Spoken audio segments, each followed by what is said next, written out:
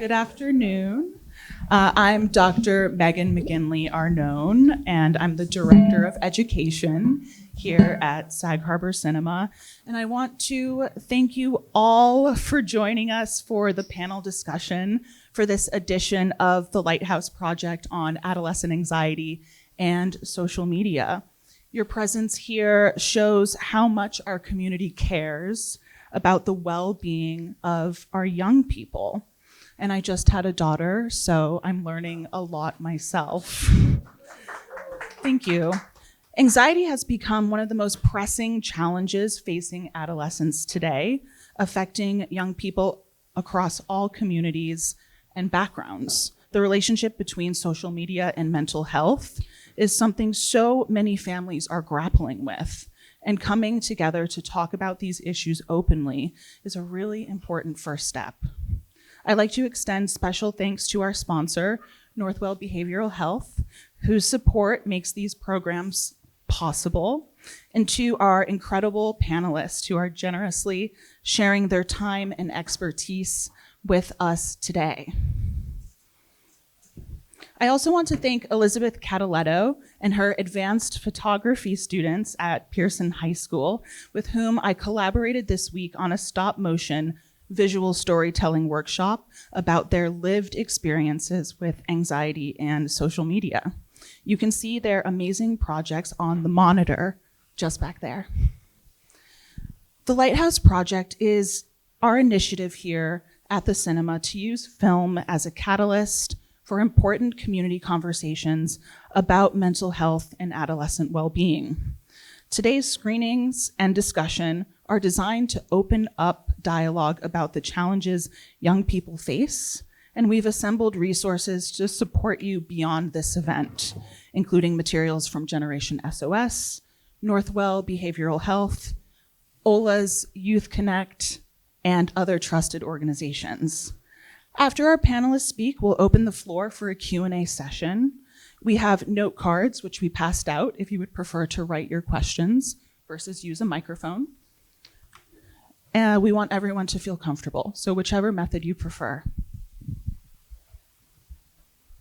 Before I introduce our esteemed moderator, I'm going to hand the microphone over to John Lopez, intervention advocate from OLA's Youth Connect, who will share information about the vital resources available through their organization. John? Thank you, Megan. How's everyone doing? Hi. Hope we enjoyed today's films. And yeah, so I work for OLA of Eastern Long Island, which is a local nonprofit dedicated to the Latino community. But we also have a really vital program for all East End students. So it's called Youth Connect, which is an emotional support and mental health-based program. So it started in 2022, and it came out as a response to a survey that we put out. We had nearly 400 to 600 students respond, all requesting three things, really. They needed some sort of support system that was free, anonymous, and confidential. So what came out of that? Youth Connect, what we're most known for is this free, anonymous, and confidential text line. So I'm carrying these pamphlets all the time, literally in my back pocket, everywhere. And this is what we're putting out in the community, whether it's at events like these or directly in the schools, which is what I've really been busy doing all week. This resource is accessible to all middle schoolers, high schoolers, and young people as old as 25, 26, mid-20s. And it's for the East End only. So what does that encompass? Montauk to Riverhead, the North Fork, and Shelter Island.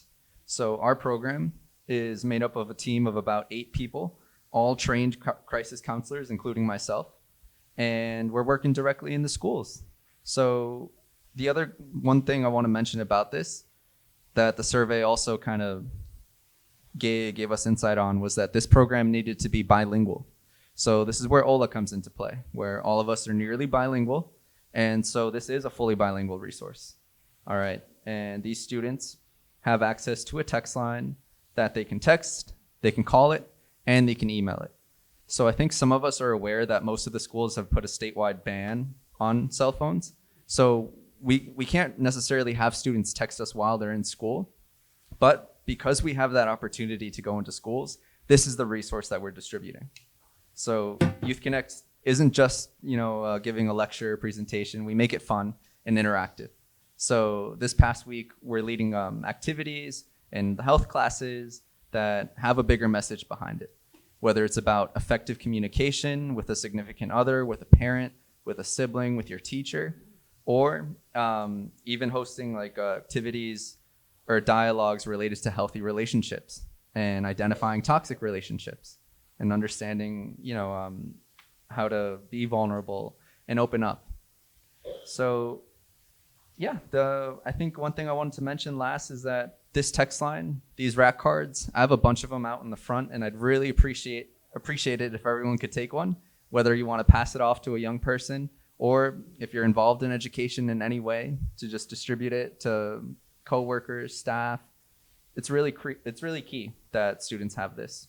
And so far, we've been to nearly all East End school districts. There's still a few that we haven't gone to yet, but it is our mission to get out to all students. So again, would really appreciate it if you grab a rack card and definitely, get some students to text us. Yeah, thank you.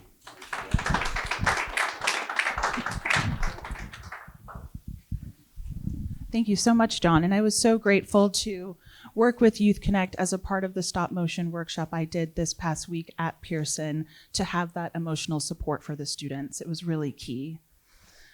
Okay, now it is my pleasure to introduce Dr. Diana Diamond.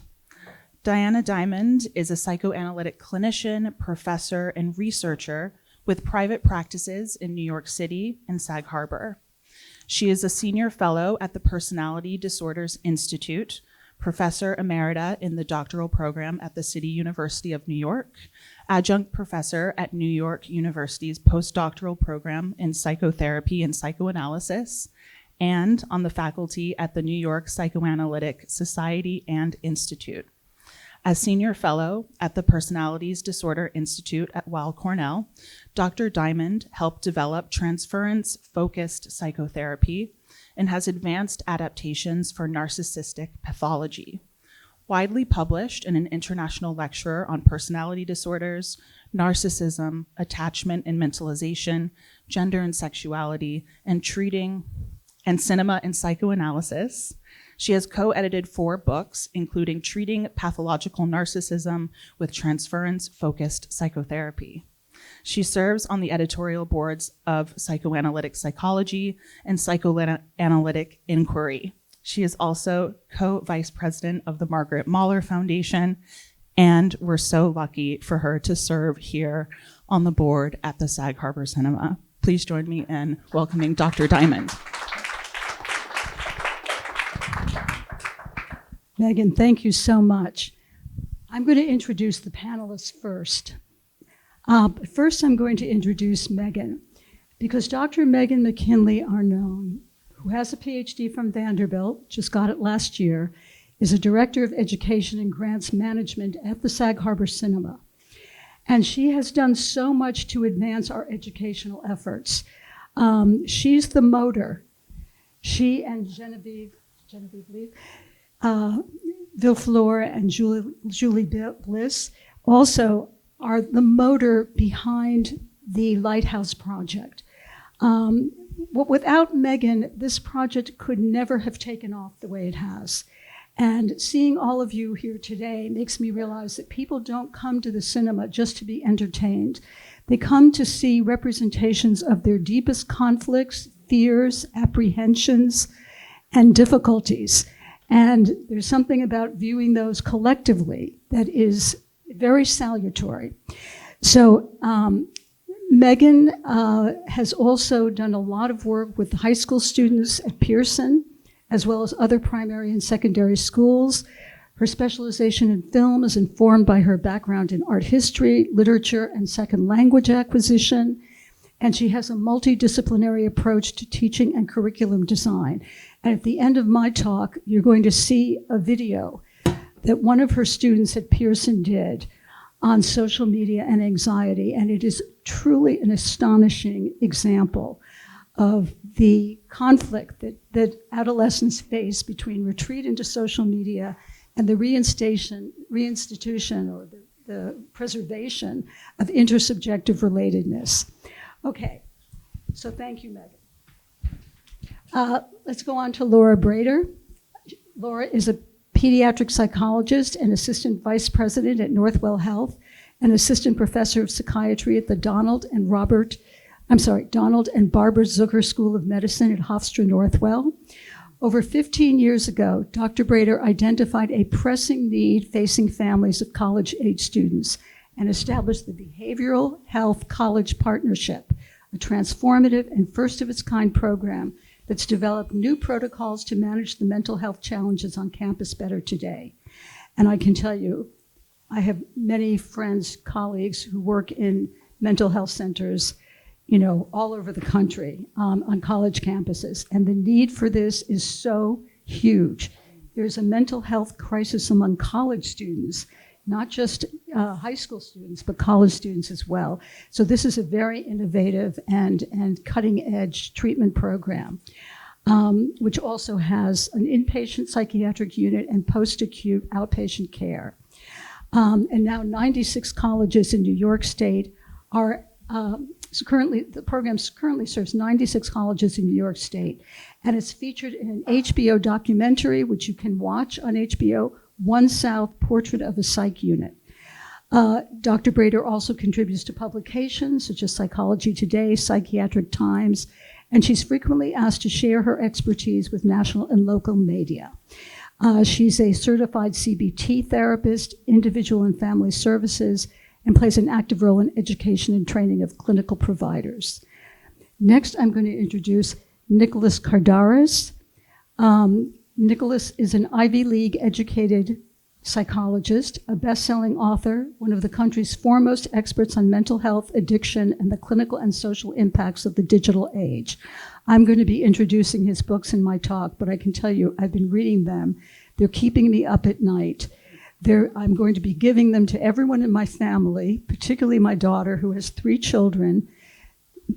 My 3.5-year-old grandson recently came to me and presented me with my phone just out of the blue because he obviously thought I needed it. And I thought to myself, oh my God, 3.5. And already he realizes that our phones are an extension of ourselves and that this is a very, very serious change in selfhood and the definition of a person. And Dr. Kardaras, I think, is one of the only people who I've encountered who actually writes about this shift in selfhood that's going on as a result of digital media and the addiction to digital media, which he calls digital heroin. He's the founder and chief clinical officer of Omega Recovery in Austin, Texas, and clinical professor at Stony Brook Medicine, where he specializes in teaching the treatment of addiction and mental health. He's the author of best-selling books Glow Kids, translated into 15 languages, and more recently, Digital Madness, How Social Media is Driving Our Mental Health Crisis. He appears on TV, ABC's 2020, Dr. Phil Show, Good Morning America, NPR, the BBC, and was featured in the A&E TV series Digital Addiction and the documentary Screened Out and Doom Scroll. He's also worked with state legislatures and members of Congress to help enact digital media legislation to protect children and teens from the adverse impacts of problematic screen usage. And it's very sad that we as mental health professionals and citizens have to be working to protect our children from big tech, who have these algorithms to get our children addicted and hooked. But anyway, we'll say more about that later. I'm sure Dr. Kardaras will say more about that. Okay, moving along. Wendy Cleary, licensed social worker in New York State with over 25 years of experience in the mental health field. She maintains a private practice in Manhattan and Sag Harbor, previously served as clinical director of Eden Hill Recovery Retreat, a residential treatment program in Connecticut, and she has expertise in individual, group, and family therapy. She's trained in trauma-informed care, including AF EMDR, something called attachment-focused EMDR, which sounds very intriguing, and she's experienced in addiction recovery. She earned her MSW from New York University and completed postmaster's training in integrative trauma studies at the National Institute for the Psychotherapies in New York, and she serves as a board member of Generation S.O.S. This, I think, is such an important organization because it's a nonprofit dedicated to empowering teens and young adults to make healthy, life-changing choices and avoid substance misuse through peer-to-peer interaction, storytelling, and community engagement. So peers, as you know, are so important during adolescence, and if peers can begin to rescue their own peers from various types of addictions, including digital addiction, that's so important. Anyway, okay. Finally, check. Last but not least, our filmmaker on the panel. Jack Kendrick is a New York-based filmmaker and graduate of the NYU Tisch Graduate Film Program and the Glasgow School of Art. His work often explores vulnerability and the interior lives of young men today, as you saw in Honeybee. Previously, he curated the short film program Boys Do Cry at the Parrish Art Museum, which examined boyhood and masculinity. And his award-winning thesis, Tornado, premiered at the Hampton International Film Festival last year. It's currently being developed into a debut feature. You saw his film Honeybee, and I think what Jack is doing in his work is absolutely of such importance because the subjectivity of boys who we know are in trouble in a different way, but equally depressed, anxious, addicted, as are girls, but again in a somewhat different way. Their digital heroine is usually gaming, pornography, and so on. And so it's extremely important what Jack is doing because we need to understand from the inside, what are boys experiencing? Why are they falling short? Why are so many boys in our society failure to launch? Many more boys, by the way, than girls are failure to launch. I think it's something like 27% of boys are still living with their families after college, whereas only 17% of girls are. So, okay, with that said, I think I'll just say a few things by way of introduction before I start my introductory talk. First of all, like you, I'm sure I had quite an emotional reaction to these films. I feel that the brilliance of both of them is that they transport us back to developmental periods that are quite difficult to look at. And those are the developmental periods of early adolescence. I think I mentioned downstairs that there's an analyst named Ted Jacobs who says that this period of life is one among the most painful. In fact, so painful that people repress it and they actually don't talk about it that much in analysis. They talk about childhood, they talk about later adolescence, but early adolescence gets short shrift because it is something about the rawness of selfhood. So I think that the more I've watched 8th grade, the more I think Bo Burnham just does an amazing job. And I'm tempted to say he really brings us back. He makes me think about my patients, and same thing with Jack's film, my patients who are going through these developmental trajectories of launching after college, early adolescent separation, individuation, and identity formation. But I have to tell you, I feel like that's a defense. And really, these films bring me back to my own experiences. And I think that that's what really brilliant films do. We can rework and relive and re-understand our own experiences through film. So, with that said, I'm going to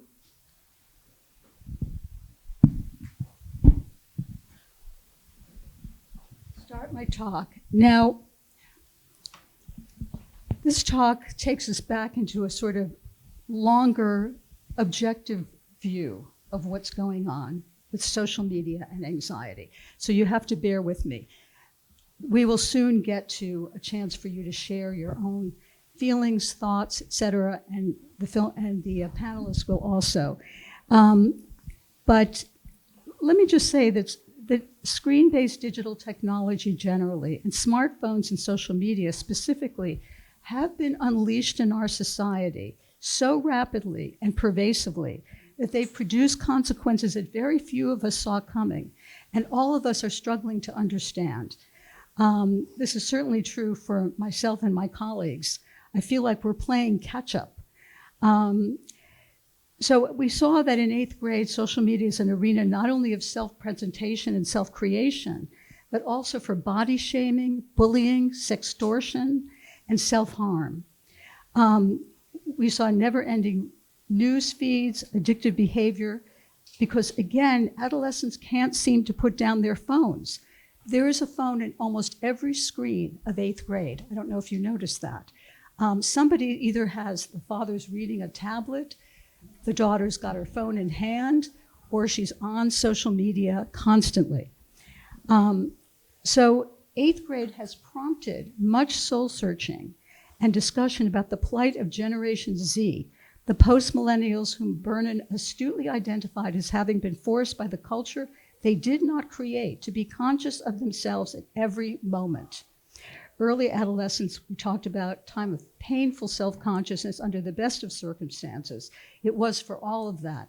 But when you add in social comparison, the potential for the humiliations of social media, the temptations of sexting and online pornography, it becomes exponentially much more difficult.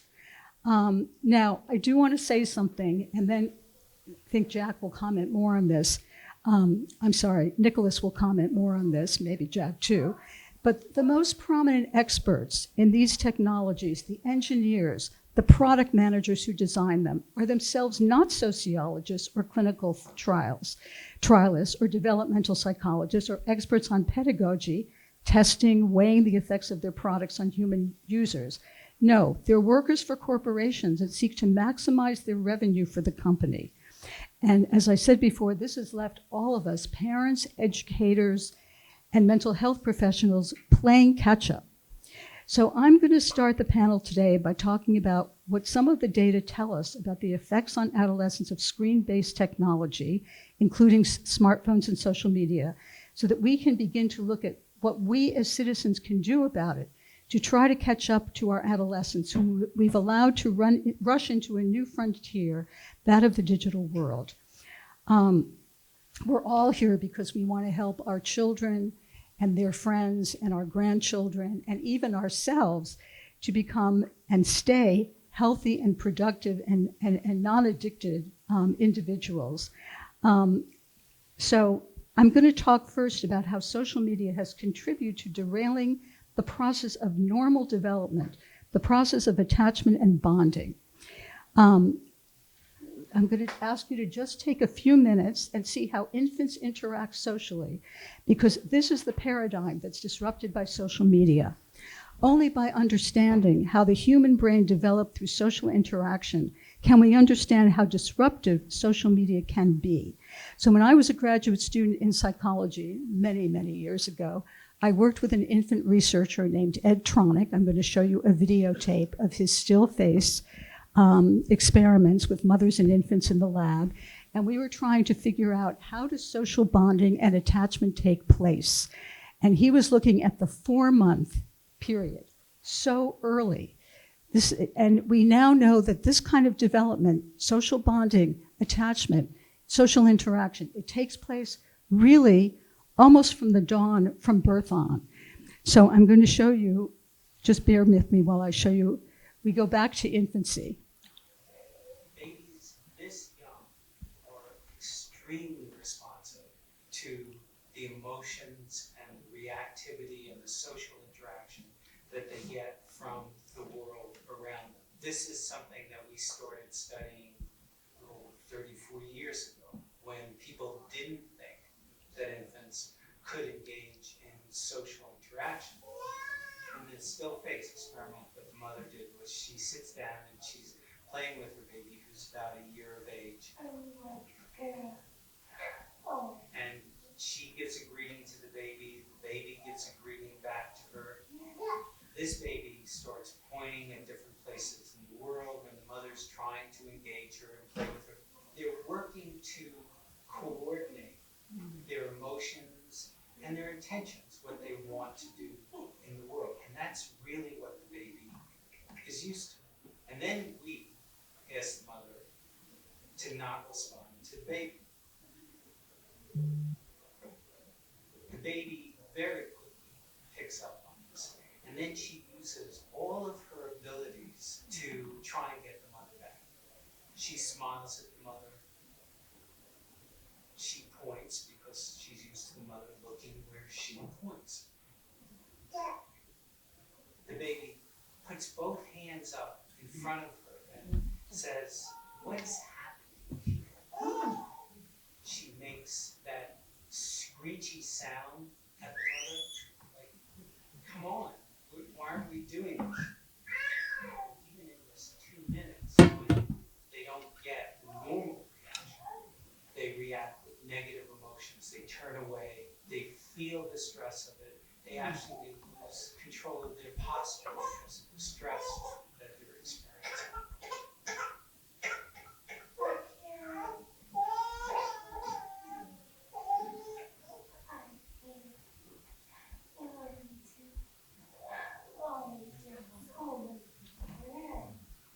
It's a little like the good, the bad, and the ugly.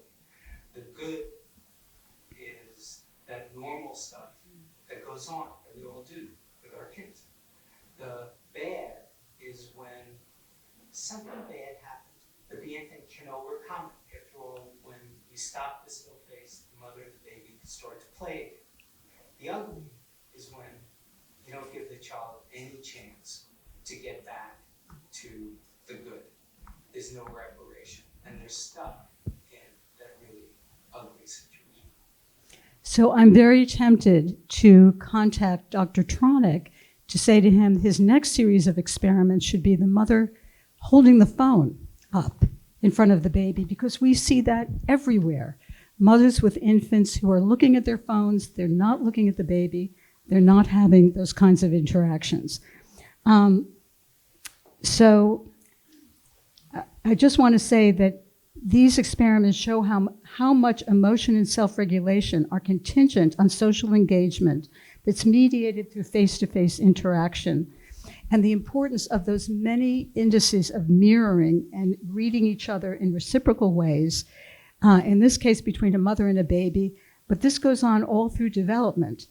So the importance of face-to-face interaction, it builds the ability to bond, to internalize the capacity to self-regulate, and continues on into the family through many small interactions, building on the capacity to form positive social bonds that lead to secure attachment. And this is the foundation for self-regulation of emotion, since emotions are typically evoked in the context of social relationships, and occurs not just in the family, but as the child grows increasingly in the world with peers as well as mentors. So, and I don't want to go into a long thing about the brain. I'll leave that to Dr. Kardaras if he wants to. But the brain is composed of millions of small interactions, each lighting up, incrementally rewiring the brain, an intricate machine that consists of 86 billion neurons with up to 100 trillion connectors between them. Okay, and this occurs, as I said, not just in the family, but as the child grows, interacting with the world with peers as well as mentors.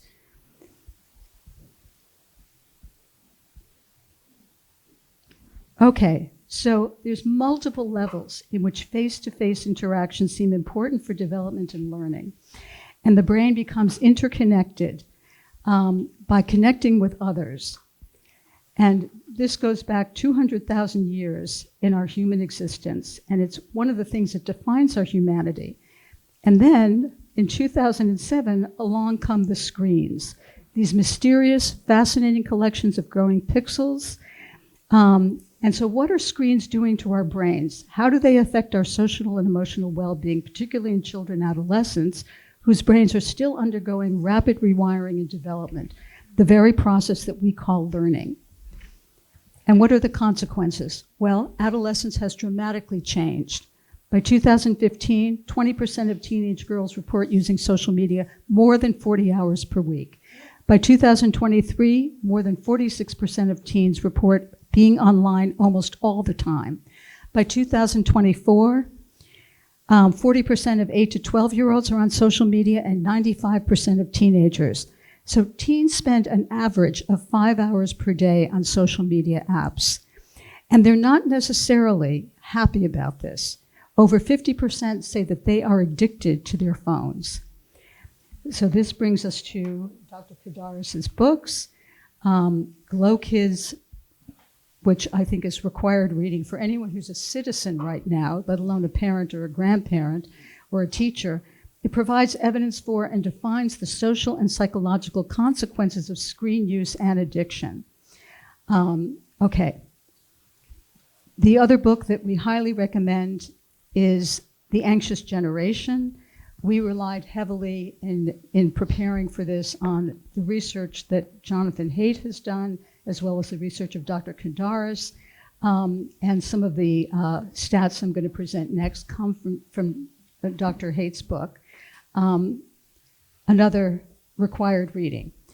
So what happens in 2010? With the introduction of the smartphone, we have a major rise in symptoms of depression and anxiety in adolescents.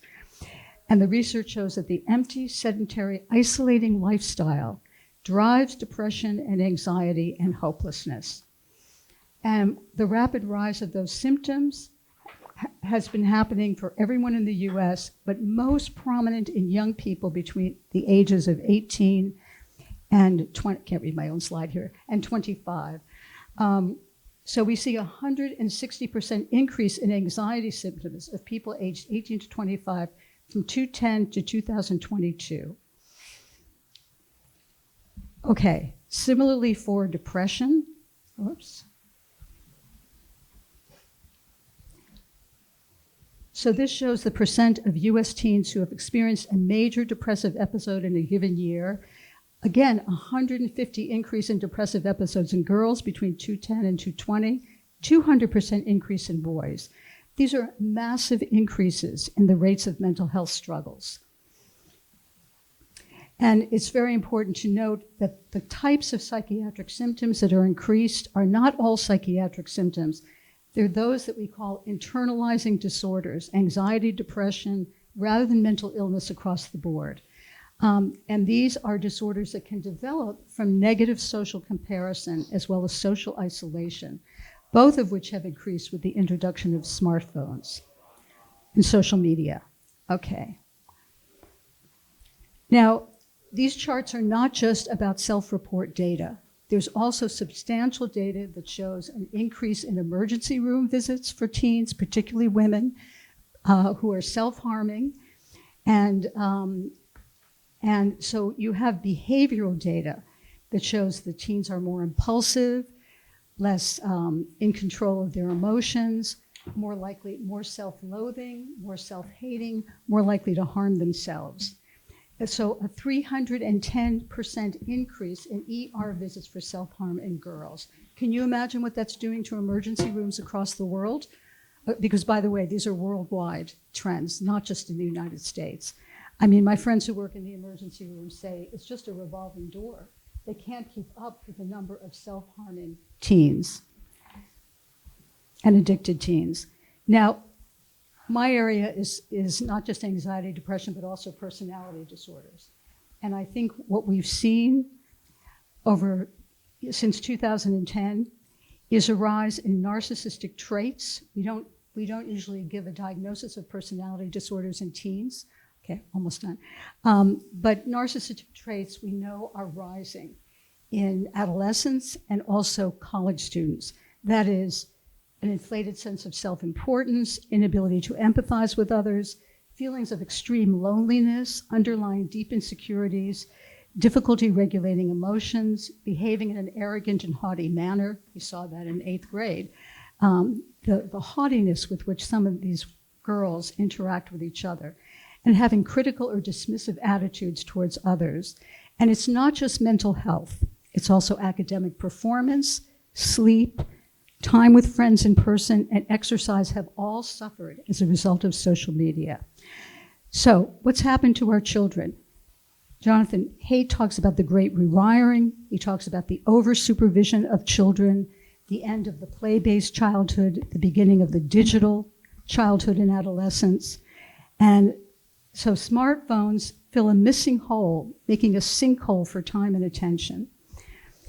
The conclusion is that smartphones and social media are not good for children and adolescents. It invites negative comparisons with others. Number of likes, followers, and other metrics become measures of self-worth. Humans behave differently online when not face-to-face, and creates more ways to be vigilant about who's in, who's out. So it's social rejection on steroids. And we see that also in 8th grade. Okay, for boys, as I said, video games and porn are bigger problems, but kids engage less with each other, losing connection. And we can end up with this. This is pulled off the internet. This is a Chinese child who's addicted to the internet, who cannot stop swiping. That's a terrifying, terrifying image. Or we can end up with this. Now, I'm going to let Megan take over and talk about this, because this is one of the videos that one of her students made in their project on social media and anxiety. So, Megan, do you want to say a word, or should I show it? Sure, just a quick word.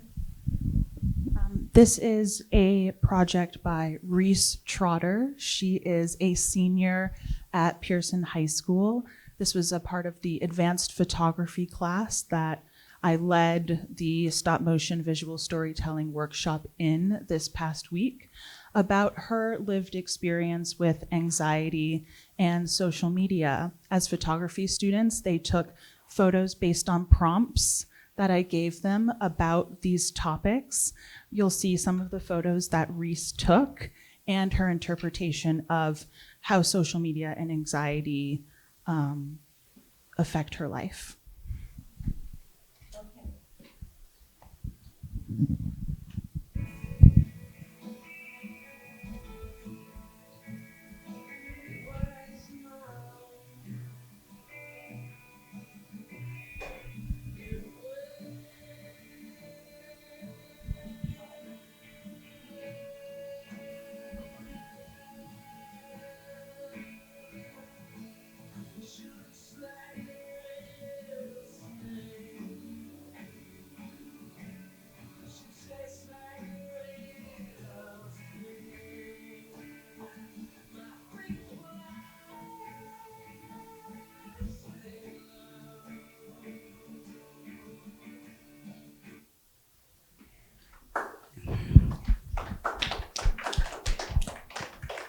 What I love about this particular video is it shows both the colonization of the self by social media and also the way that vies with an attempt to reinstate intersubjective relatedness. It shows both. So congratulations, Megan, for your students producing this, because it's very instructive. Okay, thank you. Now we're going to move on to our discussion.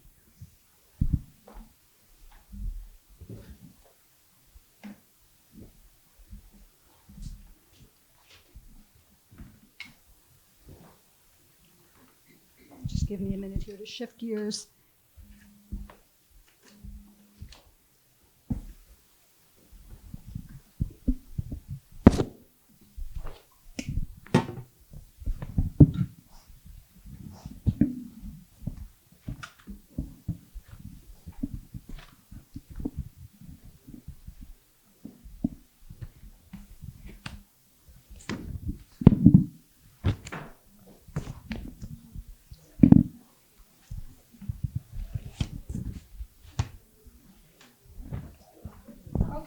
So let's start with our first question, which all the panelists have had for a while. Kyla says in the film, "I'm just nervous all the time. I try really hard not to feel that way, but you just need to face your fears and let people know the real you." Now, I'd like each panelist to comment on that, from the filmic, the clinical, the cultural. How do we see anxiety showing up in adolescents' lives? And how do 8th grade and Honeybee capture that reality? Would you like to go first? Sure. Is this on?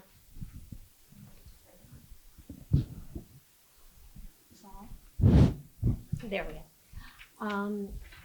I think it's interesting that quote came up first, because she says in the beginning, you have to face your fears, you have to do these things. And she's so emphatic, and she actually goes on the internet and does these things. The problem is that she's doing it in a sterile environment that isn't giving her feedback, that she's able to curate, that she's able to do all of these things around. And it's sort of like, I'm not a singer. I sing sometimes in the shower. That does not mean I could sing and perform. And I feel like what she was doing was like singing in the shower because it sounded good in that atmosphere, in that place. But when she went out into the world and did the same things, she didn't have the timing, she didn't have the social cues, she didn't have that banter back and forth, the eye contact, the expressions, to have that interaction. And at the end, she actually did face her fear, which was saying to her online, to everybody else, I don't have this. I'm actually really socially anxious. Yeah. And that, she was absolutely right. When that was the fear she was actually facing, was actually saying it to other people and portraying it. So I thought there was something very beautiful about that line in the beginning and the end, and how she did practice and have all the knowledge. But one thing we know about anxiety, being someone who treats a lot of anxious kids, anxiety is not rational. We can talk till we're blue in the face about why this isn't scary, how we should do it. We can curate it, we can give a presentation, we can write a PowerPoint on it. But if you don't practice it and actually do it, it's not organic and it doesn't land. And I think filmmakers realize this, and I think the beauty of this is when you work with filmmakers, they never let you practice anything. They never give you anything ahead. They hold it back and they don't let you have it. And the reason they do that is because if you have it, you practice it, and then it's not organic and it doesn't land the same. I think that's why Alex did that to me, because she tortured me. But I think that's what that young lady was experiencing, the lack of practice in real life. I just want to pick up on something you said because I think it's important, which is there is a positive aspect for her of social media, that there is a rehearsal aspect that allows her to feel more confident and to try out interactions. And I think that's an important point because we tend to be pretty unilaterally negative about it. I know after I was more on the thinking, it's kind of a transitional phenomena, like, Winnicott talks about, it's part me, part other. It's, it's a play space where kids can get on and play with identity and so on. But then I read Dr. Kardaras' book. I'll call you Nicholas if that's okay. And I was disabused of that very quickly. At the same time, it's not going away. So I think we have to think about what could be the positive uses. Anyway, do you want to pick up on that? Sure. Yeah, I love your singing in the shower analogy because that's what I was struck by when I first saw this. A lot of her engagement with her videos, it was like writing in her journal, right? She was more comfortable. This is who she was. It didn't translate into the real world, right? Mm-hmm. The problem is that historically, those of us who kept a journal or sang in the shower, they didn't have addictive algorithms that kept us hooked into that digital landscape. Right. The journal didn't have algorithms that kept me on it 14 hours a day. Right. So when you see her in bed at night, just constantly, liking and going through her scroll, I've come to understand algorithms as being essentially heat-seeking missiles that seek psychological vulnerability. Yeah. And because they feed off of emotional reactivity, right? So the algorithm feeds off of an emotional reaction because we know, the news industry knew this a long time ago. If it bleeds, it leads. So any kind of emotional lizard brain reaction feeds engagement. Right. So now the child or the kid or the teenager, and let's face it, when we all went through middle school, we were all trying to figure it out. We were all trying to figure out who we were, what's going on. Yeah. And we all had some social comparison. We compared ourselves to the kids in the lunchroom. We compared ourselves to, our 3 or 4 friends typically. But now through this digital landscape, social comparison is whatever times steroids times 1,000, because now you have more people to compare yourself to. So it creates more of a, so let me go back, Marshall McLuhan said the medium is the message, right? The medium is the message, but here it's not just the medium, which can be hyper-arousing and overstimulating and addicting, but the messaging can also be toxic. Body image issues, doom scrolling, the world's a scary place. So our kids are not just getting addicted to devices that have content. Well, the devices, if the content was just, if kids were just watching Mr. Rogers on their phones, it would be problematic because the glowing radiant screen itself has its own blue light, circadian sleep cycle disruption and all that, but the content is toxic. And so it's a device it's feeding constant content that's curated specifically to each individual's vulnerability. Because if you indicate any kind of body image issues, it's going to give you body image content. If you indicate any kind of political polarization, it's going to feed you more of that to amplify your emotional reaction. Yes. So now it raises your fight or flight, right? So now we talk about, the HPA axis, hypothalamus pituitary adrenal axis, where we were all capable of going into fight or flight for periods of real danger or threat, but our young people are in this fight or flight, hyper-aroused state perpetually for the 11 to 14 hours that they're on their screens. So trying to figure out who you are in this landscape, challenging. Yes. I mean, I'm tempted to ask you to say more about that lizard brain and how social media plays to the old brain. I wonder if you could just say a few. I know it's very hard to explain, in one or two sentences, but I think that is so important because I think it's something that parents don't understand. They don't understand why the lure of social media is so huge. And they don't understand what's happening in the adolescent brain, the addictive process. So maybe just a few words on that. Yeah, it's called an extremification loop. And the extremification loop is that we get increasingly extremified content of what the algorithm thinks we're predisposed towards. So whether that's political or whether that's emotional or whether that's social context. But it sends content that has an emotional reactivity. Typically on social media, you're not getting nuanced, thoughtful discourse in the gray areas of something. And so it's very black and white thinking. Going back to personality disorders, symptomatic, as you know, of a lot of personality disorders is very black or white thinking. And that's the domain that social media lives in, black or white, not thoughtful discourse in between. Highly polarized thinking. And not critical thinking, simplistic polarized thinking. Exactly. Lizard brain, not critical thinking. The problem is during that key developmental stage, middle school, you're supposed to be developing those skills of critical thinking, emotional regulation. And now you're living in this emotional house of horrors where, again, between doom scrolling and body image and everything that just kind of arouses your emotional response, once you get that dysregulated, it's hard to lower the thermostat back to a normal baseline. And that's when we have to do all that anxiety work because the thermostat's been set to 120 degrees and we have to try to get it back to room temperature. And that's hard to do somatically as well. Yeah. I mean, the film is interesting because it shows somebody breaking out of what was kind of an addiction. She was, I think, addicted to making those videos, not in the way that you're talking about. But I think that she had used that as a refuge and a retreat and a way of constructing her identity and having relationships. And she was able to do that, I think, with the support of a loving father and some peer support, finally. But of course, not all adolescents can do that. So anyway. Yeah, the singing in the shower, writing in the journal can be healthy ways to kind of figure yourself out. It's just the medium itself doesn't lend itself to moderation and to translation into the real world.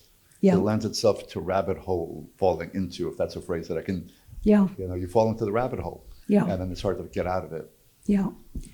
Okay, thanks. One of the things I was thinking is the opportunity cost that eliminates it, all the protective factors that get eliminated from a person's ability to protect them against mental health disorders is eliminated as an opportunity cost to the phone. And so by not having those protective factors, like the dad talking talking to her at the kitchen table and them having uncomfortable conversations and Yeah. like him saying something that might be not politically correct and her having to navigate that, but she kind of isolated them, and whenever he talked, she was uncomfortable and she made him stop. That would have been practice. Yeah, you know, a phrase that I love to use is you don't develop your psychological immune system. So she doesn't develop her interpersonal skills, and she doesn't develop those protective factors which you talked about, which, you know, we all have to figure out how to interact in the world, how to live life on life's terms, how to develop our psychological immune system. And the device shuts that all away, you know, because you don't have to develop those muscles. And that's the also, problem. a key factor, I think, in her situation, in Kyla's situation, is the mother was gone.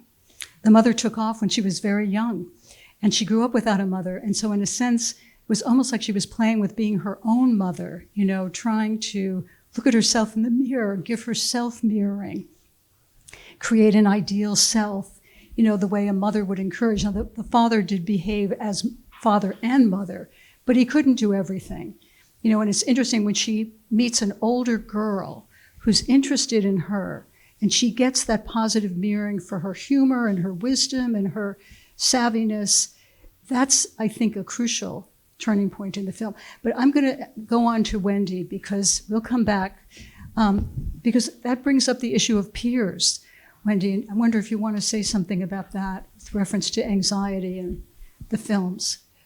Right. I mean, you could tell that she has a lot of sort of embarrassment and shame about being quiet or about being shy, but her, you know, strong attachment to, you know, the videos, her YouTube identity, you know, curating that persona, I think really created even more anxiety for her when she had to actually interact with other people in the school. She had trouble making eye contact, as they did with her, of course, as well. But one of the things I noticed also, and I think that you raised before, is the Winnicott transitional object aspect of it, because I also saw her saying those things out loud on her YouTube video as kind of her older self.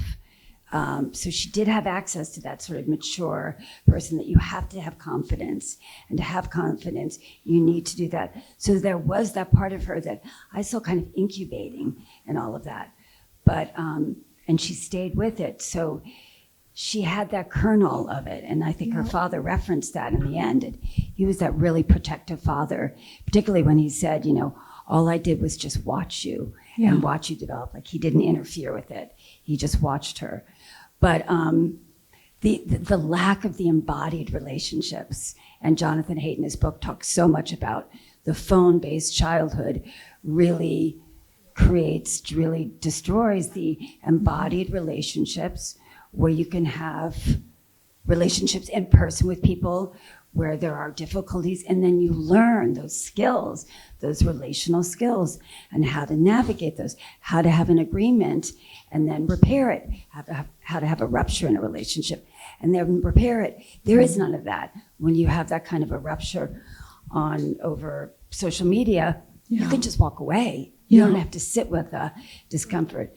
It was right after, I think, in the scene where her friend's mother said, oh, come to the party, and her friend didn't even make eye contact with her, and she was so, you know, of course, a part of her wanted to go, but she hated being vulnerable. She comes home and goes right on her phone, having dinner with her dad, and you could tell she was really using her phone to self-regulate and self-soothe because she was so upset. And when her father tries to reach out to her, she just snaps. It really is like, you know, I'm engaging in my drug and I'm self-soothing and it feels really good. I'm kind of lulled into this being entertained. And then the father wants to take that drug away from her and she is angry and impatient. And so, I mean, I haven't read your book yet. I plan to read it very soon, but I love Jonathan Haidt's book. And he talks so much about the absence of the embodied relationships. The other thing, which I thought was really interesting, is when she was invited to hang out with the older kids, the high schoolers, I noticed that only one of them, of course, the problematic kid, Ryan, was on his phone, but the rest of them were disagreeing.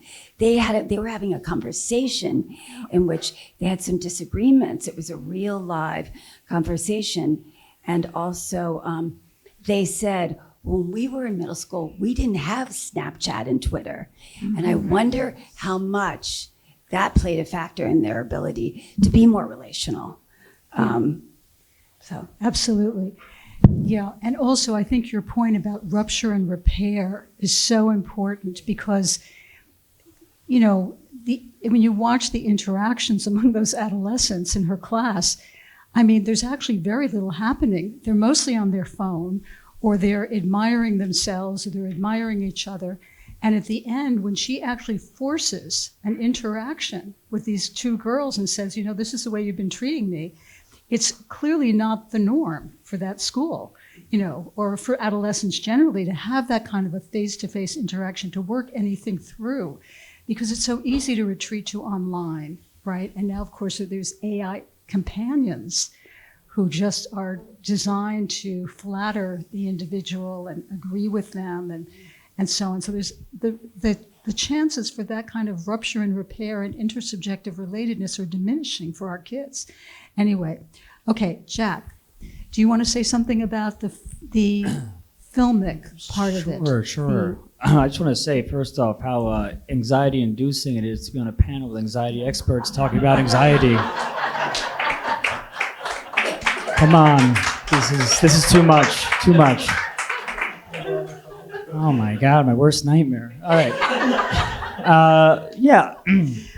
God, the expert on film. Well, I think, Bo, 8th grade, and especially, I think, ideally film is showing us, is bringing us into another world we wouldn't see on our own, right? We all have our own feelings as the filmmaker, as an audience member, as whatever. We all have our own journeys here, and all of a sudden we're confronted by somebody you would never ever sees life, and you have to confront it with your own perception of it. And for me, when I rewatched 8th grade, it's a fantastic film, and I rewatched it, and I was like, oh my God, every moment I relate to. And I'm not I'm not a 13-year-old girl who's going through these things right now, and I never was one. But I'd say I was for sure, though, entrapped by her struggle, and it's a testament to what good film is that we're seeing the things we don't normally see, and to put in perspective just a little bit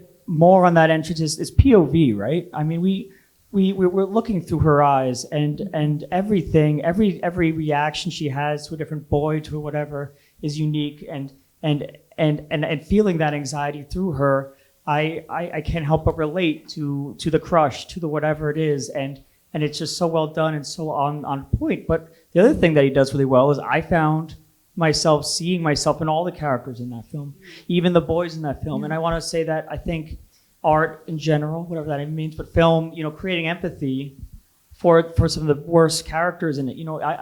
I know, I don't know specialty on men, but I would say that even the bad boy, the guy who kind of, that really difficult scene to watch in the car, and then he reacts to her very strongly, very viscerally, very angry, right? It's a very relatable kind of male urge to defend yourself, whatever it is. I don't want to say I respect that moment, but I felt empathy for him. I see his when she leans to him and she says, I used to be quiet too, and she shuts her down. I don't know, I'm kind of piecemealing here a bit, but that to me is a really successful use of film to feel what other people are feeling.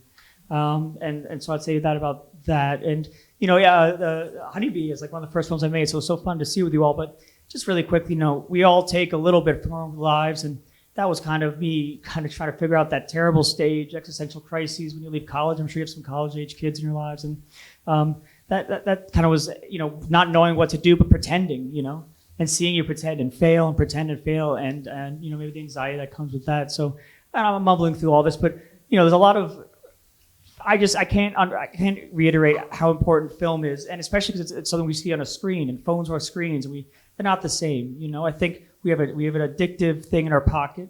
That's a drug. It's a casino. It's a whatever. But this is a great place to observe through other people's eyes. And I don't know. Yeah. Take what you will with that. But yeah. No, I want to just pick up on a couple of things you said. I mean, first of all, I want to pick up on the boys, how the boys express anxiety, because that's actually the next question. But before we get to that, I want you to talk a little bit more about the filmic techniques, particularly with the panic, showing the panic attack at the pool. The pool party, to me, is where the genius of the filmmaker comes in. And also, it's more subtle, but no less effective in your film, in Honeybee, because we're really identifying with Nat, and we're seeing the parents through his eyes. And, you know, there's a distortion there that brings us in touch with his subjectivity. So I just wondered if you could say a little bit more about that. I know it's a big question. Sorry, I've lost my voice. So excuse me. There's private moments. I think that's the biggest thing we can take away from even that question. You know, when she's having that panic attack, we've all been there. And I mean, it's, you know, he's handheld, he's moving with him. It's all these, you know, tools that kind of emphasize basically her head state, which is this, you know, moment when before you go out on stage and she's terrified. And I think it's so beautifully done. And then all of a sudden, boom, we're in this slow motion, kind of almost painterly picture of this pool party. And everyone's kind of jumping around. And I think a lot of, at least making these films, you try your best, whatever it is like taking private moments and then blasting them next to these kind of huge, kind of painterly things and to really isolate her, you know? To put her completely on her own. Yeah. And, you know, I think that's a beautiful moment. And I think we've all been there. And I think, you know, even sound design, I mean, I feel very one-on-one here, but I mean, you know, if I recall correctly, there's a soundtrack and then the silence and she opens the door and the sound floods in. You know, we have our own private brains that do our own thing, but then there's a whole nother world out there that we're digesting. And I'd say, you know, that I think there's two kinds of, we all communicate, and these guys are experts. I don't want to talk about, but we all say we say one thing and we do another. Like I think every conversation you have with someone, the words that come out of your mouth are one thing, and underneath it all is a whole nother subtext. And I think that's where film can really show you that subtext, right? We say one thing, but really in the back of my brain, I'm like, oh, she's kind of cute, or oh, you know, whatever. Like, and that I think again is where film can show both those sides. Yes, the internal, the nonverbal, the feeling part of it, and then the verbal part of it. And those two registers are often in disjunction.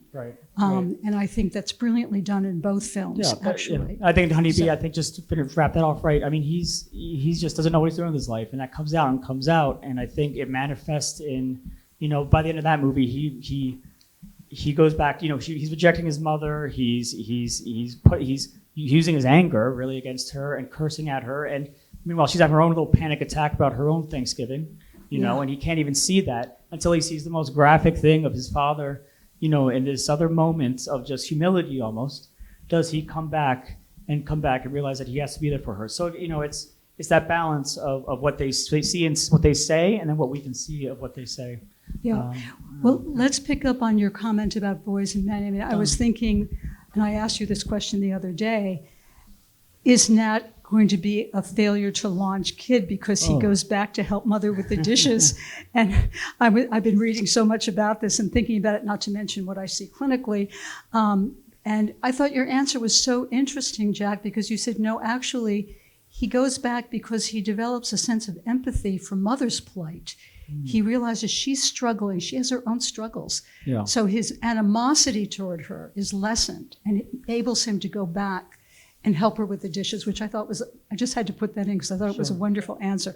But let's get back to, how do boys express anxiety in the films and this generally? Because I think that's a whole other thing that we don't talk enough about. Do you want to start with what you were saying, Jack? And then we'll work our way through the panel. I mean, I'm just interested in, I think, my own journey through a bit of, time's moving fast, guys. I mean, things are going everywhere, they're bouncing around. And I think, you know, in my life, I saw a lot of very interesting things, especially on the Me Too movement, moments where I think my own personal belief, the pendulum was all swinging in the right way and we're doing the right things.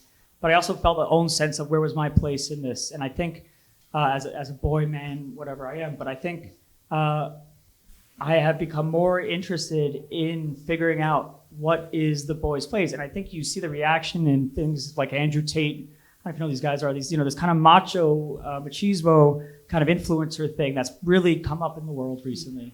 And it's kind of very dangerous, I think, but it comes from a place that's very real. I think boys and men right now are lost a little bit of what they were meant to be or what we're supposed to do. And there's many ways to look at it, there's many answers to it, but I just, as a filmmaker, as someone who's looking at it, I think that's a very interesting arc. And so I think there's a lot to explore there. I won't hog up any more on that, just to say that story is being created now, and I'm very interested in that. And I suggest Professor Galloway, he has a podcast, but he's a very interesting economist, and he writes and talks a lot about that. So if you're looking for good resources, his thing is about, how boys live in today's world. 80% of suicides are by men or boys, Yeah. And I think, college graduates Yeah. are majority women over boys. And so there's a lot of things that are changing. Net Yes. good, but also we got to figure out, suss that out. So it's a very interesting field, Yeah. and these guys will know everything about it, but, that's a... Yes. And that's also been connected to the end of the play-based childhood, because boys need to be out there running and jumping and active, and instead they're swiping, and anyway, you can speak more about that. Wendy, do you want to say something about that? The issue of how boys express anxiety, and then Nicholas, and then Laura. I was struck by much of what you said, Jack, and that I know also from raising a son that it's hard, it's very challenging in this day and age, and he's 23 now, so maybe 10 years ago, to be vulnerable, to own your vulnerability. And when he had a couple of, significant setbacks, but when he found out that he wasn't going to have his graduation and his prom, and he was going to be captain of he cried, and I was so grateful that he was able to cry. Yeah. Because there are so many influencers in the world that say, guys don't cry, it's weak. But I was really grateful. Sad for him, but I was grateful that he was able to express his feelings. I think a lot of his friends, I've seen a lot of males do feel, they have to be macho, or they become stoic. I think now there's a lot of stoicism that I'm seeing, which is really unfortunate, and judgment about vulnerability. And I think it comes out sideways in depression, perhaps. But I read a book a while ago. I wish I could remember the name of it. And it had a couple of studies that were similar to the psychologist with the mother and son, where it actually showed that many boys come into the world more vulnerable than girls. And but our society pummels it out of them. Pummels it out of them. And that's just heartbreaking to me. Yeah. So I did notice that your character was pretty, just internalized a lot. He had a real difficulty putting his feelings into words. Yeah. And No, that's the hardest. I think so. And I totally. And I think that's something I deal with. And I think it's relatable, but I like to think the actions speak louder than words kind of element of stepping in and kind of rescuing your mother in a way. I think that was his kind of ability, his communication style, because otherwise he couldn't, he kisses the girl in kind of a weird way that's a little, difficult to pinpoint your finger on, but it's about, he just has a difficulty of expressing those emotions verbally. And I think that's something that's very interesting. And I think I see a lot in my friends groups and young men I talk to and whoever. I think it is, you really highlight the stoicism as a kind of thing. And we all hear about the kids who lock themselves in a room playing video games all day, and they're fed through the door a little piece of salami or something, or whatever. And then they just stay alive. Yeah. So anyway, I know we're almost out of time, but Nicholas, could you just say a word about those boys, those internet addicted gaming boys who you describe in your book? Those such chilling case studies. Yeah, most of the clients that we treat in Austin are young men who are struggling with, and you're right, that there's a bit of a gender divide. Young men tend to gravitate towards gaming platforms, and young women tend to gravitate towards social media platforms for a variety of reasons. But a lot of young men are lost in the drift, and they're looking for meaning and purpose, and they're looking for a sense of identity, and they're now very vulnerable to radicals. Unfortunately, I've worked as an expert witness in the capital murder case of a young man who had been radicalized online because there's a vulnerability, there's a need there. And I will go to the opposite side of it. It's confusing to be a young male right now. We've pathologized boys in childhood by, ADHD, for a boy being a boy, jumping around in the classroom is going to be medicalized and pathologized as having ADHD. The narrative had become for a long time, I hate to say, but the pendulum shifts of toxic masculinity to then young men have been feeling very sort of otherized in the way that they felt now, who can I identify with? So now the pendulum shifts to maybe more toxic role models like the Andrew Tates of the world, or radical groups that are specifically, and I worked with a variety of political, the FBI has made me aware, like the political extremist groups are targeting the young male because they know that the young male is vulnerable. They're looking for a team to belong to. They're looking for a sense of meaning and purpose. And right now that doesn't currently exist in a meaningful way. So most of the young men I work with fall into digital escapism. They're finding meaning, purpose, and identity through gaming platforms where they're synthetic avatars conquering galactic worlds, but it's a fantasy because in their real lives they feel disempowered, alienated, and not heard in a very real way too. So now they're escaping. Yeah. So there's that. Yeah. Okay, thank you. Laura, do you want to add something to that? And then I think we have to stop, right? Sure, I'll just. Oh, we have, yeah, I'm sorry, go ahead. I'll just add with what you're saying. I see a lot of young men apologizing for their success, not feeling like they have the right to be ambitious or to go after things. And I think that's a very dangerous thing in our society right now is they're the two extremes. And the pendulum has swung, and we need to find a middle point and a place. I also think a lot of our interventions that have worked with females are more effective with females, and they aren't getting the young males' attention, and we're not meeting them where they're at. And I think that's really problematic. I think my field has done work in the female area, in the young adults and teens, but I think the young male has been forgotten. Yeah. If I can add one Okay, I think that we have, if I can add we're going to just- take if I- questions. If I can just add one thing to it. And we try to create a treatment protocol called the hero's journey that's catered to the male, because if the male is trying to find a sense of, so we take the archetype of the hero's journey and we made it into a DVT, CVT treatment platform where the young male can align themselves and find meaning and purpose in their lives rather than the gaming platform. So trying to create it that way. Can I just share one message? Please, please.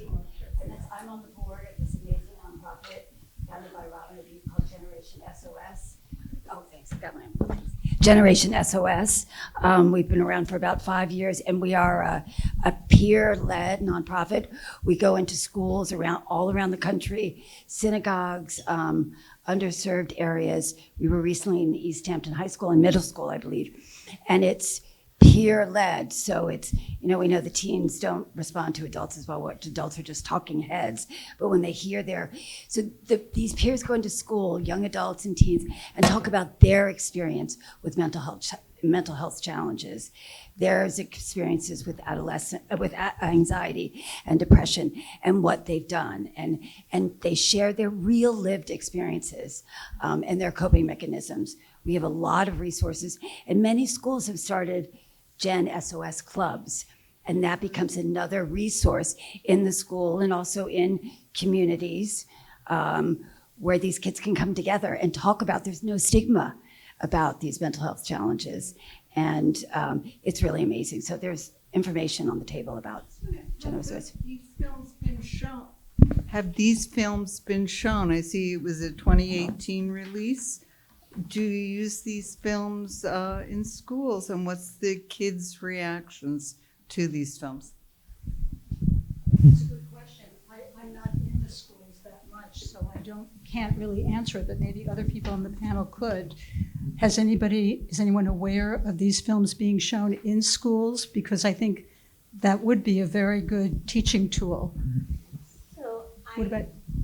I run a program for college students, and I have, usually people can hear me. I run a program for college students and have 2 psychiatric units that are only for college students that are admitted for suicidality, homicidality, or psychosis. And we do show videos, and we do show films and have talks about them during the weekends, because weekends tend to be a clinical more downtime on an inpatient unit, and I do find that that is an incredible resource to having people talking about themselves or even perspective taking with another person. So I only started doing that after I did the documentary, because I learned how much young people see through film, and even young people in their own film watching it. So, Interesting. That is interesting. Go ahead. One quick thing I know. about the emotional range of boys. There's a really great film that I actually have a copy at home of, and it's called The Mask We Wear. And I watched it with my wife, and it's very powerful. And it speaks What's it called? to the mask we wear, and there's boys and men talking about how, I think you used the word pummel, and I would relate to that. It's pummeled, and I'm watching my 13-year-old grandson, and some of the changes with him.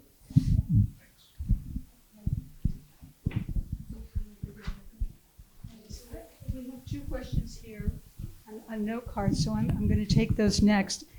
Because one of them is very interesting. What can be done at pre-KK to assist for the culture of teens, I guess preventively, to prevent becoming anxious as teens?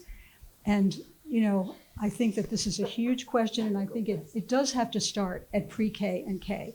It has to start right from birth on almost, because the phones are ubiquitous and kids are aware of them.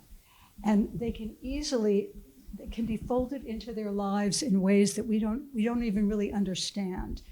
And so I think that is really important. Also, I know there are little AI companions for pre-K and K that talk back to the kids. No. We have to keep our kids away from any AI companions for tots. And this is, I think one of the most evil thing, if I shouldn't be passing judgment, but I think to get them hooked, you see, on these interactive toys that are not really interactive.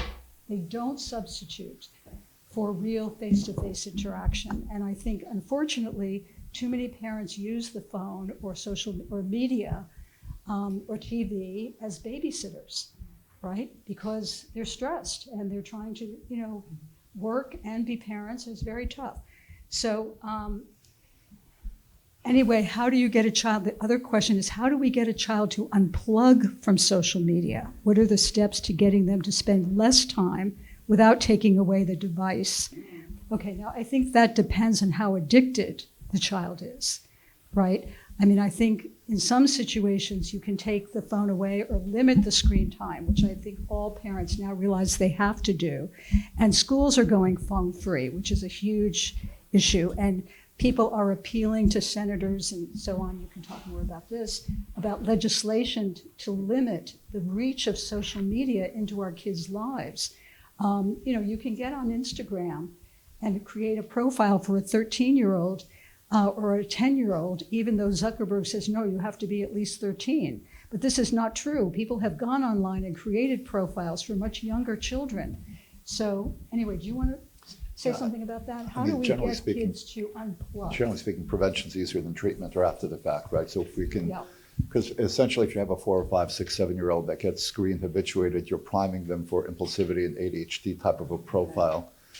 The screen, just neurophysiologically, you'll see the effects because it's what we call high impact stimulation. So you become habituated to that stimulation, and it becomes really hard to put the toothpaste back in the tube once it's happened. It's a lot easier to prevent. So, I testified in Florida, and I worked with Senator Gennardis with COCO here in New York State with phone, because we had parents that were being very tech cautious, and then the schools were unleashing the hounds in preschool and kindergarten. And so can we at least have the schools pump the brakes on the age? Because we talk about age-appropriate technology.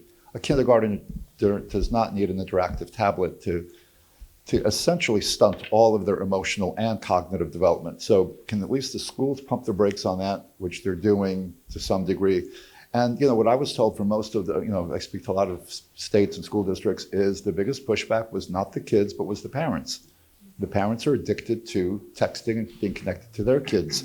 And so the parents were the ones who had to kind of accept this new reality of leave the kids alone. I was just in Colorado where they're enacting that state, and they were saying the kids got squirrely for about a few days of having phone-free policies in schools, but then they loved it. They were in recess, they were interacting, the parents were going through withdrawal. So something to look at and to think about in terms of what our role is, in terms of our addiction to our kids and be connected to them. I think it's the fear factor, which I've heard conversations of both the students themselves or the parents. What if something is happening? What if something, how do I get in touch with them? How do they reach out to me? And that's very prevalent right now. And it's not in one place, it's everywhere. And they've said that the best thing effectively from a safety standpoint is to not have kids calling or getting their individual cell phones. It's having the school go through their own lockdown protocols and to not have the rogue student, because that can create more unsafety. So that's the concern. You're right. That's absolutely the valid concern. But if it is a safety concern, then the best thing to do is let the school handle the contact and communication. But Just to add on to that, New York Times today was talking about the fact that it's not just removing the phones from the classrooms, but they have a problem now with the tablets and the laptops and everything else, and how there are boys watching porn and gaming through classes, and all of our scores since the inception of pushing tech in classrooms, the scores throughout the world have, plummeted dramatically. So I know you've done a lot of great work with the phone, but the next thing is to get rid of the tablets and the laptops. I mean, I remember seeing a picture my son took. He was at school in Sag Harbor, and I could see that he was texting and distracted, and he has ADHD, but you put the phone away, but you've got the laptop. The teacher can't see what the students are doing. So it was just interesting to me. On this day, the New York Times had an article exactly about trying to remove it's all interactive. laptops It's all and interactive screens. devices. It's all the smart board. It's all interactive devices. Florida was eliminating social media and all school-based devices K through 12, but they were ignoring the phone initially. You're right. It's almost like whack-a-mole. You get rid of the phone, the iPad pops up. So it's all interactive devices that are problematic and should be regulated up to the ideas. The wait until 8th movement, maybe until 13, maybe through middle school, get through that turbulent period, and then unleash the hounds, maybe through high school. And if you have to give an 8th grade or 7th grade a phone, don't give them a smartphone with access to the internet. Give them the phones that we all used to have, the flip phone, so they can call their mom or dad. They have wise phones now that are. Yeah. So the kids don't get bullied. They look like smartphones, but they don't have all the bells and whistles, so they don't have Wi-Fi compatibility. So the wise phone is what we recommend, because you don't have to do this and get. There is a thing, it's called a kosher phone. I just got an Instagram about it, and it's a kosher phone that Jews in the Orthodox community are using, and it's programmed not to have the internet. It's programmed not to have violent games. It's like literally, it looks like this, but it has these blocking filters built in. I've heard of the kosher phone. I heard Wise and the Light phone were the two that I had heard of. Well, you learn something new every day. The kosher phones. Now with all the phones heard that, we'll probably all get an I also think that These are just technical issues that have to be addressed and can be addressed so rapidly by the big tech companies should they ever want to do that. But that stuff is all look, that's not the problem. The technology, that's the will. I'd say on that note, just really quick though, I also think, obviously this is obviously about adolescents, but parents too, adults, myself, many of you use our phones all day, every day. You don't have to go far to see a good meme of somebody, it's like I go from my one screen and my work and my laptop to my going on the subway, to my small screen, to home, to my big screen. We're all glued to them all the time. So, anecdotally, I'd say it's a societal issue, and don't kids, they look at their parents and they say, obviously it's an addictive thing. There's so much in it, but I think it is it's about us as well, and how we moderate ourselves. And the very, very last thing I'll say is that I think one thing I'll say about Kayla in the film is it's very brave to put yourself out there. And I think she does, and I think it's obviously 2018, so a little different time, but it's very beautiful to see that maybe she wouldn't have gone through all that without the ability to upload to YouTube or whatever. I'm not saying, look, we're gone down the darkness here, but to have her go through that journey in that way, there is something to be said for that. Kind of the initial reaction to social media is she can put herself out there in some weird, safe way. So take that with a grain of salt. It's obviously gone really crazy, but I think there's something there. Yeah. Here, let's wait for the microphone. Oh, thank you. Thank you. I think that's true. I think that really what this comes back to, though, is how do you define personhood, selfhood? And in the end, she doesn't define selfhood through her social media persona. She defines her selfhood as putting herself out there in real interactions with people that she realizes that she can do that and she can be accepted. And I think that's the journey that working on this panel took me to. Back to thinking about what is the self? How is the self constructed? How is it being reconstructed in our society? And how can we change that? That's why I took you back to Ed Tronick and the still face, which I'm sure many people were thinking, why are we watching this? But because that's where I started my career as a clinical psychologist, is looking at early interaction and the construction of intersubjectivity. Okay, I know there's something. Thank you. It's been very enlightening. Thank you so much. One thing that we all do, adults and children, 8 hours roughly every day, is sleep. And these cell phones in bedrooms, to me, is just so incredibly frightening. I remember being a kid and feeling really sorry for people that had kids that had TVs in their bedrooms, because I just felt it was, intrusive. But a cell phone, these kids, 10, 11, 12, 1, 2 o'clock in the morning on a school night, they could be looking at pornography or Instagram or all these things. How on earth are they going to have, the strength and the baseline during the day, the next day? So, how to teach parents, hey, your kids, they bring them in for vaccines. They make sure they brush their teeth every morning and all this and get their broccoli, but they're letting them go into their bedroom with their phone and not knowing when they go to sleep. And then I'll end with, I can just think of the excuse, I need to set my alarm. But get a real alarm clock. Leave the phone in the kitchen, because the blue light is going to go on. Who's not going to be tempted to check that phone at 1:30 in the morning when you kind of wake up? It's all so frightening, but I think we could start with that 8-hour block. Thank you. If I can just piggyback on the one thing that Jack and Rob said, because it goes back to the parent usage. We know through to the video that you showed, which I thought was so powerful with the facial recognition. We know through social learning theory that our kids emulate the parents, so we know that monkey see, monkey do effect. But from an attachment standpoint, so you had that baby looking at the mother, and then when the mother was ignoring that child, it was, reacting and internalizing some concepts that were problematic. Now imagine if that mother was staring at her phone. What I've heard, the internalized feeling is, I'm not as valuable to my parent as that phone. It would be better if my mother was not around. It would be, neglect, right, is better than, or not being present physically. It would be better than neglecting your child while you're physically next to them. That has a more impactful effect. So it's not just that you're modeling poor behavior being on your phone, but from an attachment standpoint, your child is internalizing, I'm not as valuable as that device is to you. So how do I feel about myself now, relatively speaking?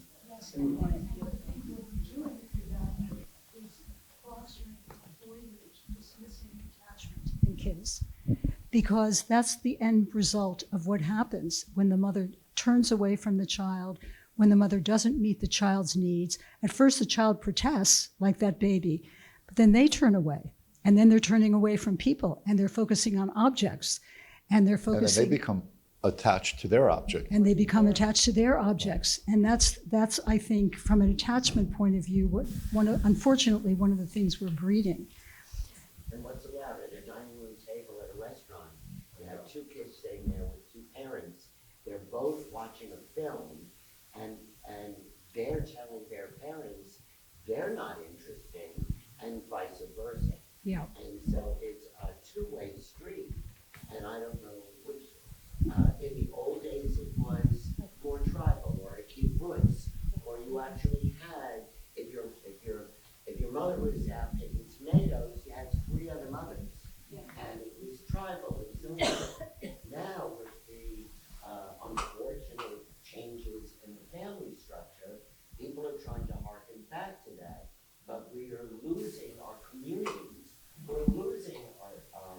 synagogues and communities and our churches and our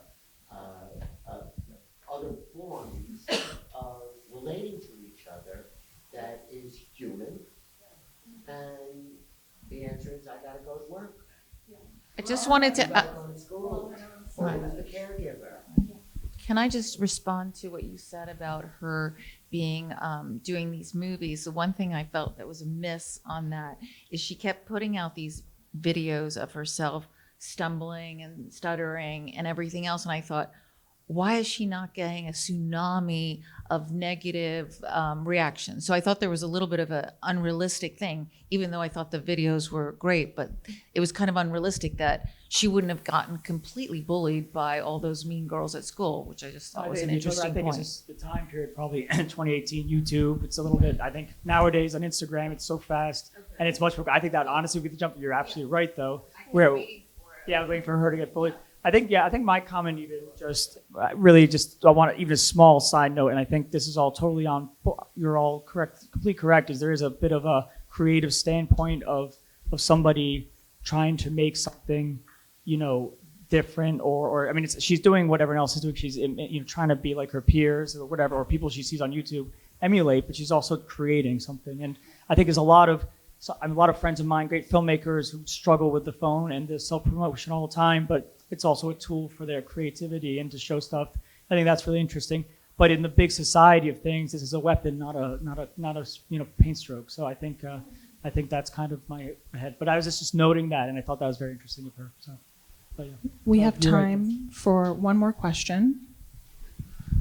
First of all, my thanks to the panel. This has been fascinating, and the discussion of all the risks and dangers I completely agree with. But let me sort of try and find a space in between here. I spent 2 minutes, which is a long time, yesterday morning interacting with my 1-year-old grandchild on FaceTime.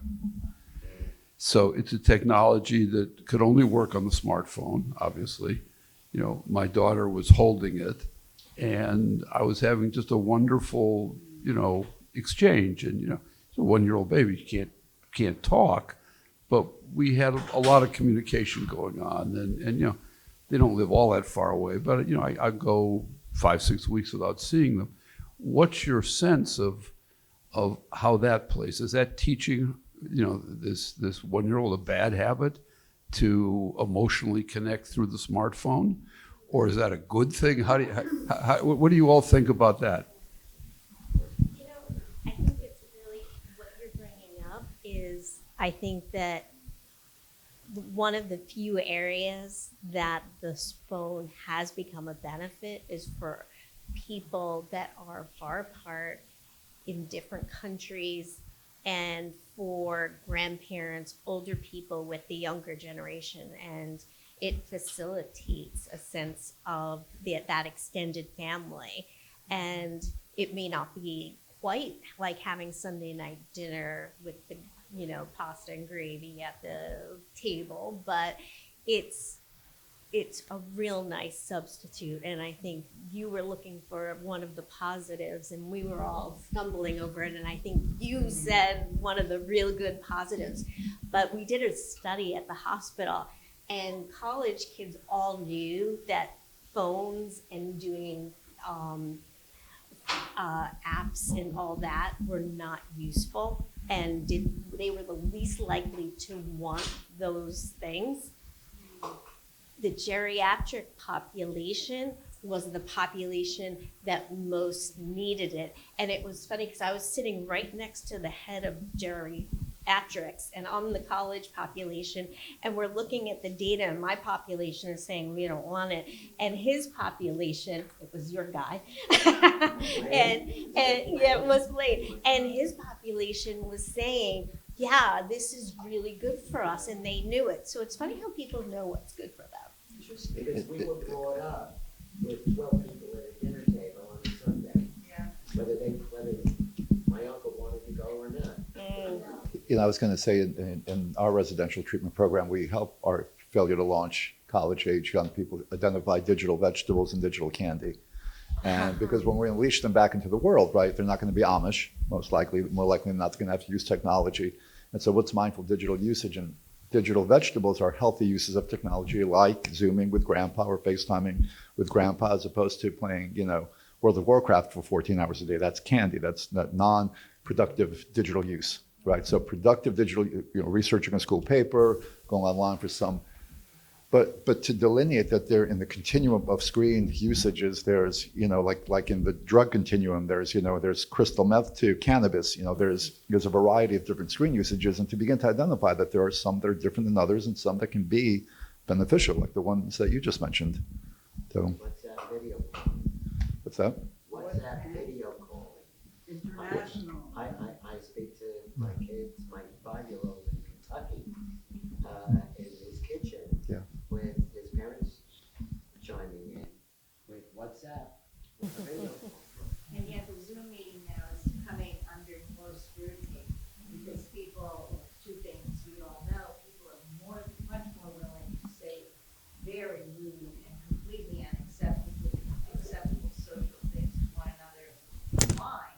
Now they're looking at Zoom meetings as not having the same impact on creating, building, teams and such. I mean, Zoom They won't go meetings back to work. are something that's really cool to take a look at. Is there a benefit also with the cell phone for adolescents who are in crisis to get in touch with or to have resources to help them navigate? Like, is there any benefit there for them to help them faster, or is it more accessible? Is that a benefit of the phone? Because you can just through Like crisis management. another benefit of the phone isn't helping. I mean, I feel like the phone's creating the crisis, but at the same point, there is 1-800 helplines that are accessible to them that they may not want to go to a parent or a teacher or a counselor, but they will call a stranger.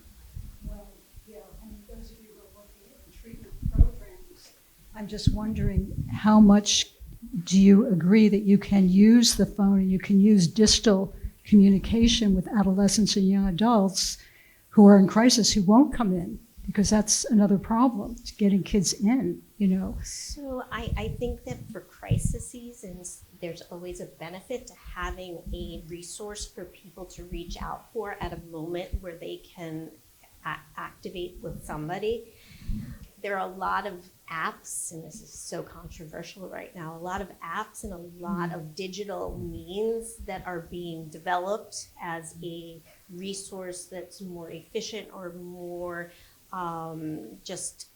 monetarily beneficial.